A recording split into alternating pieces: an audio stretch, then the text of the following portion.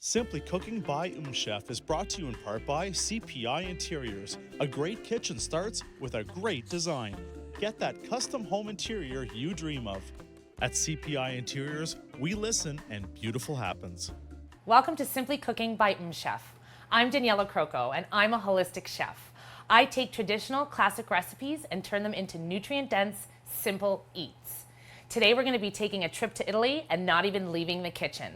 We're going to make a traditional Italian meal, but turn it into plant-based. Stay tuned.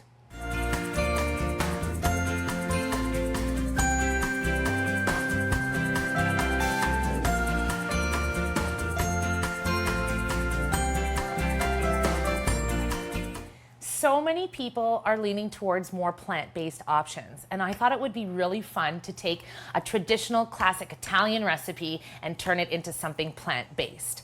Now, I typically would make a lasagna with grass-fed beef, but today I'm going to show you how to make a bolognese sauce using lentils and other plant-based ingredients. Even though it will be plant-based, you won't even be able to tell the difference.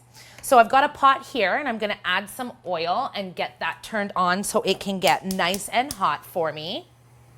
Gets a couple swirls of the pan there.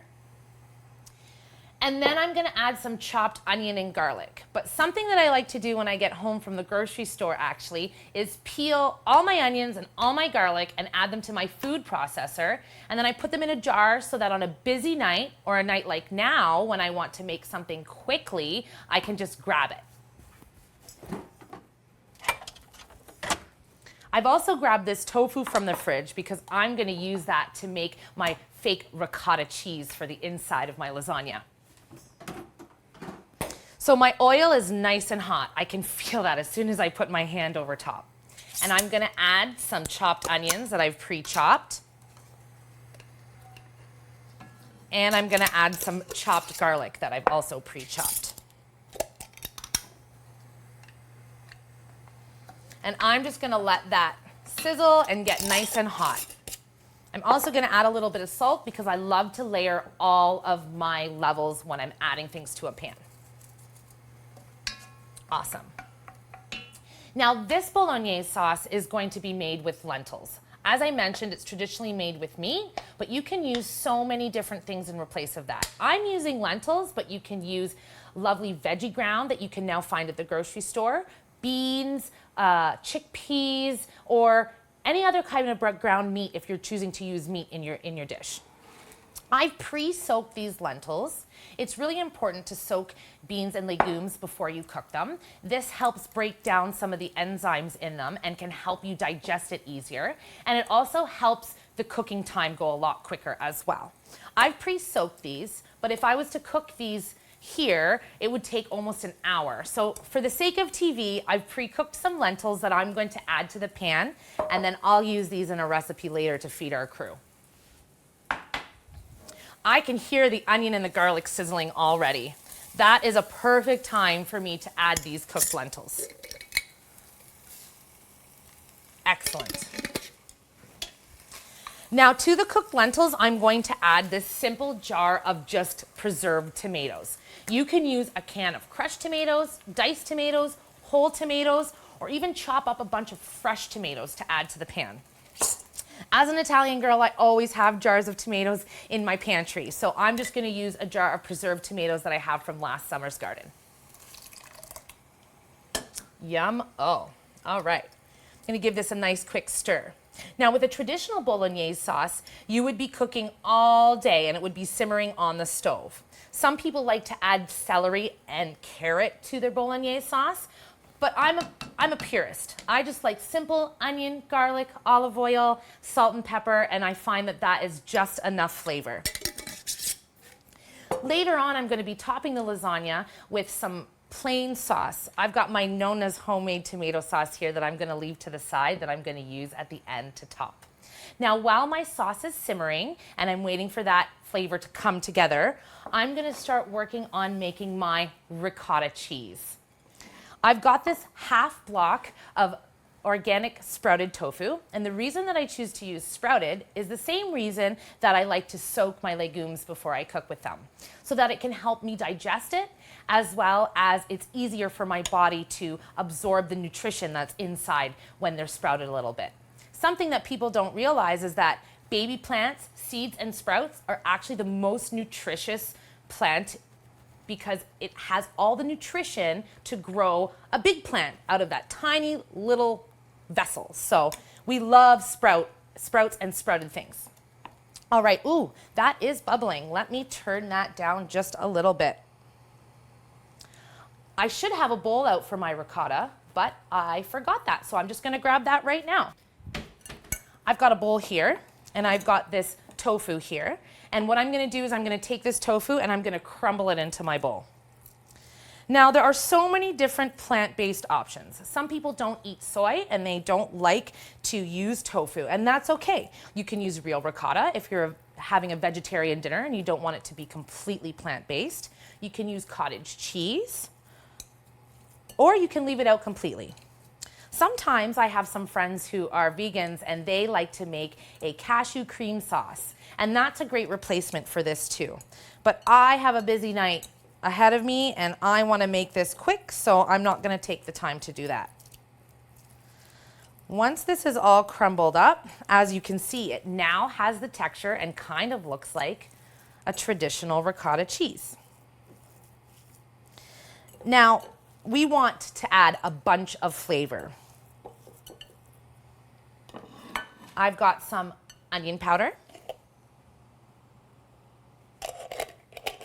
I've got some garlic powder. And I've got something here, which is one of my favorite ingredients to use for plant-based recipes. It's called nutritional yeast. It's an inactive yeast, and it adds a delicious cheesy flavor. I want my ricotta to taste like cheese, so I'm gonna add a little sprinkle of this in there. And whenever I'm eating ricotta or cottage cheese or any type of soft cheese, there's always a little bit of a tang in there. And I'm going to achieve that in my plant-based cheese by adding just a little squeeze of lemon juice, not very much. I like to squeeze my lemon over my hand, and then that way I can catch the seeds and they don't go into my bowl. Excellent. Now I'm gonna give this a quick stir.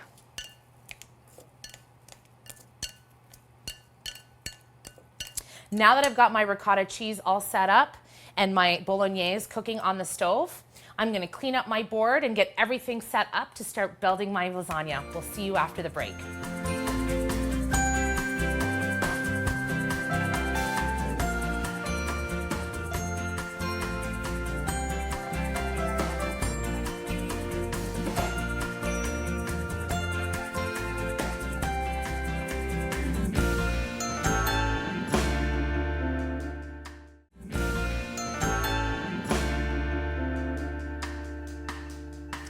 Now that my lentil bolognese sauce has come together and is cooked, I'm ready to start assembling my lasagna.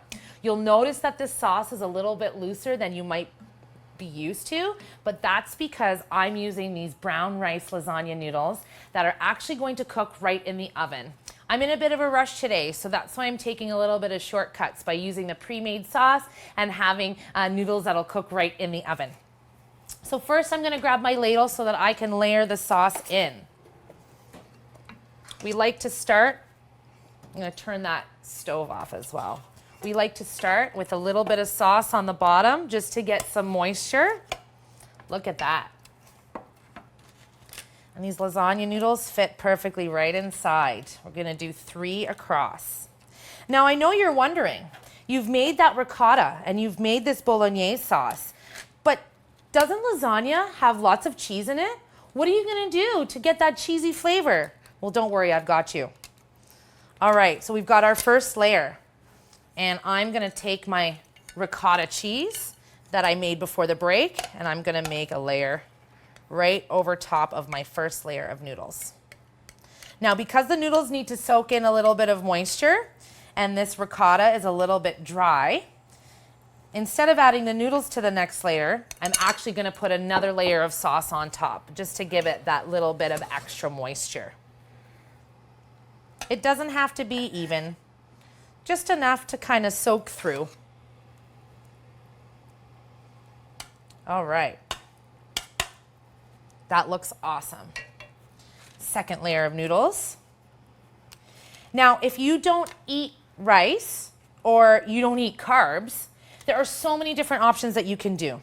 You can use thinly sliced zucchini or eggplant in replace of the noodles. You can use regular pasta noodles. You can get those lovely fresh made pasta sheets from the refrigerated section of your grocery store, and you can use those in here. Or if you have time on a Sunday or something like that, you can make some fresh pasta dough and just roll it out into sheets and cut the sheets to the size of your pan. Really, the options are endless when it comes to this. A lot of plant-based people think that it's really hard to make that traditional meaty recipe into something that they can eat. But with a little bit of creativity and a little bit of imagination, you can really achieve anything you like. All right, so my next layer of pasta, and now my next layer of sauce.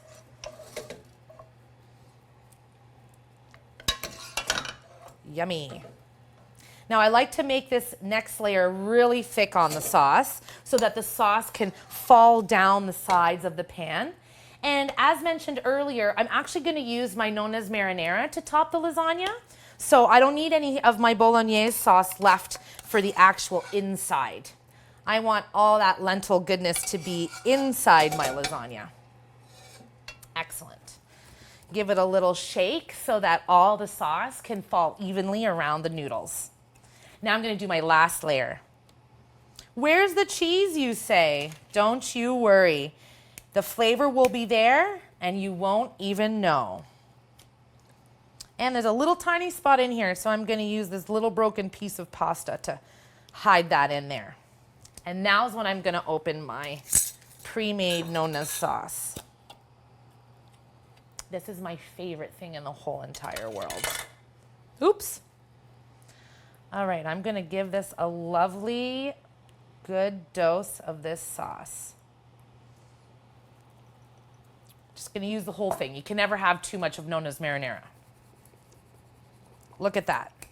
Now, at this point, you would typically top it with either sliced rounds of buffalo mozzarella, shredded mozzarella cheese, maybe Parmesan, something like that. But instead, I'm going to use that nutritional yeast that I showed you when I was making the ricotta to put on top. This is going to act like a Parmesan. Now, Parmesan cheese is quite salty, and this nutritional yeast doesn't really have any salt to it. So I'm going to make this wonderful layer of nutritional yeast, but then I'm going to sprinkle it with salt. And because the nutritional yeast is also dry and doesn't really have a fat content, and cheese is nice and fatty, I'm going to give this a lovely drizzle of olive oil. Look at that. A little bit of salt. And I have some fresh basil that I've always got on hand.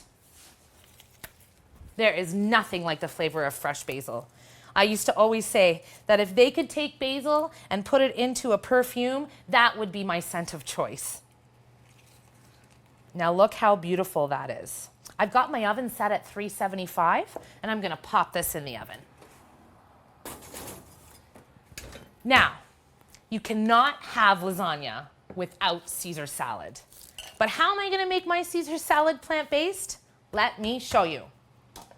I've got a high-powered blender, but you can use whatever blender that you have. And I've pre-soaked some sunflower seeds, and I've pre-juiced some lemon. I'm just going to grab those from the fridge.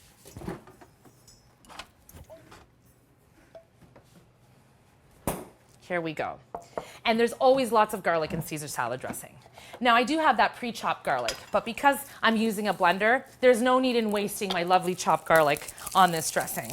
So I'm just going to take 2 full cloves of garlic and give them a quick smash with my knife, which will help take the skin off nice and easily. And I'm going to pop those into the bottom of my blender.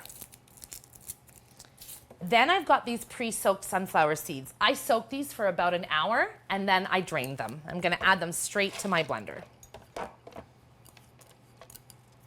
Along with this, I've juiced 2 full lemons. I'm going to add that in as well.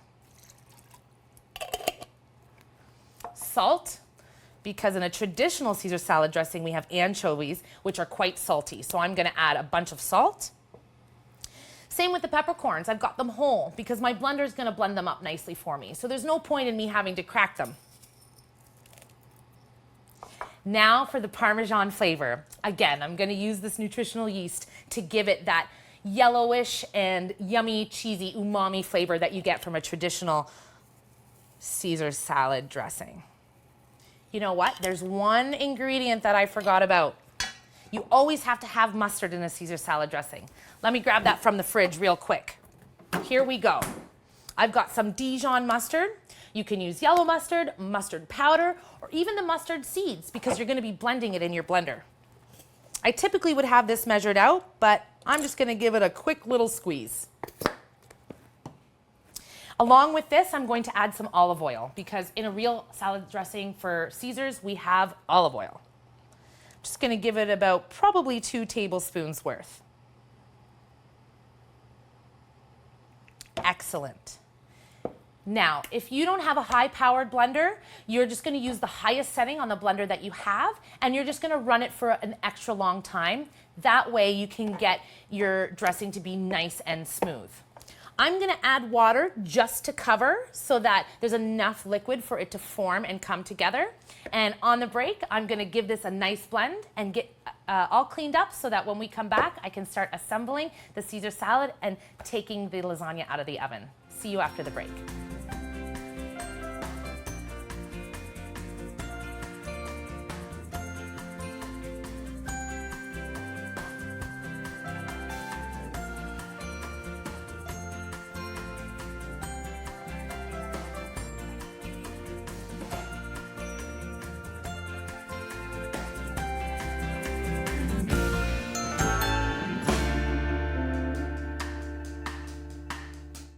This program is brought to you in part by CPI Interiors, designing customized home spaces for all tastes and budgets for over 20 years. At CPI Interiors, we listen and beautiful happens.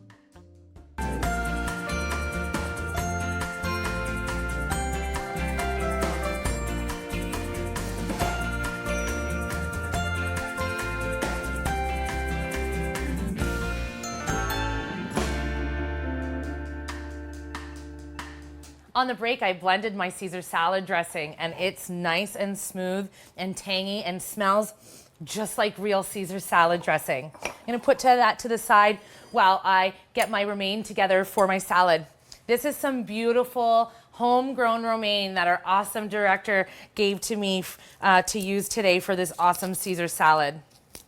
Look at this real romaine. It is so cool. Now, of course, you can use romaine from the grocery store. You can use mixed greens. You can use even iceberg lettuce or red leaf or green leaf lettuce, really anything you have. And if it's summertime where you are, you can fire up the grill and you can actually even drizzle some olive oil onto your romaine lettuce and you can give it a quick grill, which adds a really nice smoky flavor to the plant-based Caesar salad because we don't have any real bacon in there or anything like that.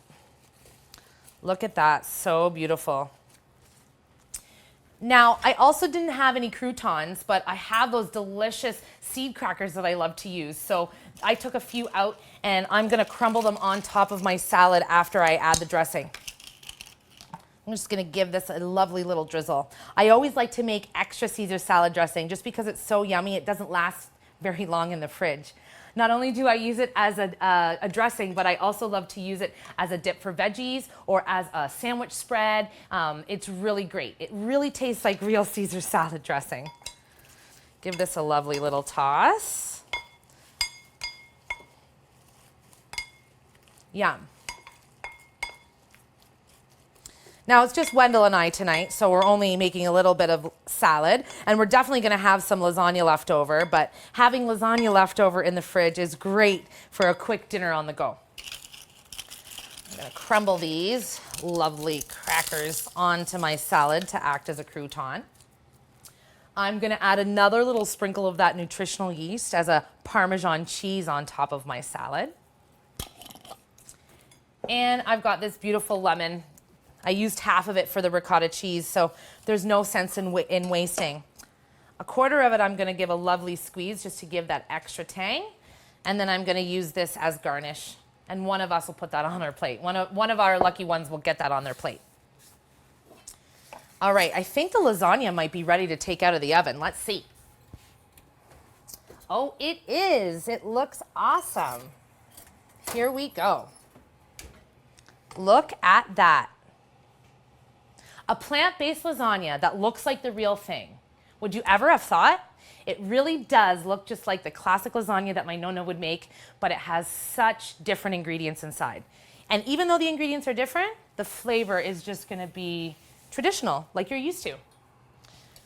I've grabbed some of that beautiful fresh basil from my plant behind me, and I love to add real fresh herb flavor to traditional Italian pasta dishes. So I'm gonna give this a quick little chiffonade.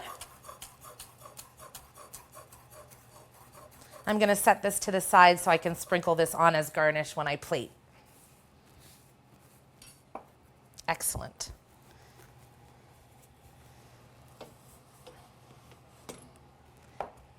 Now, I'm gonna grab this beautiful plate and I'm gonna set up my dinner. Look at that. You even have that creamy residue on the knife, just like you would with a real lasagna. What am I saying? This is a real lasagna. Look at that. The pan's quite hot, so I'm just gonna make sure I don't burn myself. Look at that. You've got the layer of the ricotta cheese, the layer of the lentil bolognese, the layer of pasta, and the yummy, creamy, nutritional yeast Parmesan cheese on top. Look at that. Wow. I'm gonna set this over to the side here. Amazing. I'm gonna put some Caesar salad on the plate as well.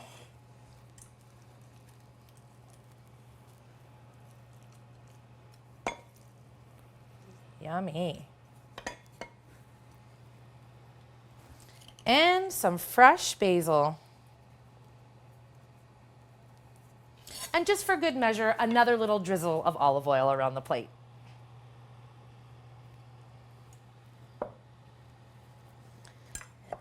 Now, doesn't that look like a real lasagna, a traditional Italian dinner? This could come right out of your local Little Italy Italian restaurant and you wouldn't even know. It is so simple to take traditional recipes and turn them into something that looks the same, but has a whole different gamut of ingredients inside. And even though the ingredients inside might be different, the flavors are all right there. I'm just gonna grab a quick fork because I can't resist. I can't resist giving this a taste.